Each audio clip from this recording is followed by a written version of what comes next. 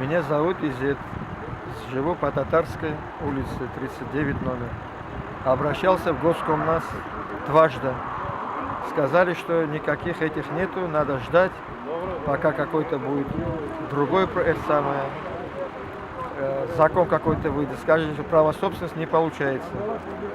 Обратился к Хрымберлиге, сказали, что документы готовьте, отнес документы старые, одно решение только было.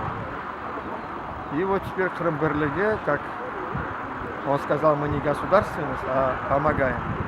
За счет него, как сказать вам, что они, как общественная организация, сделали быстрее в суде, что именно по документам сделали быстрее. И вот сейчас я буду все бесплатно сделали, куда не обращался, везде платные были. 2000 заполнить, там вот это 3000, кто говорил, а вот Хрымберлиге, там работала Татьяна, юристом, она вот мне все сделала, спасибо. И вот сейчас сдал я документы в суд. Суд присудил, что право собственности будет моя уже, все, 20 числа буду забирать.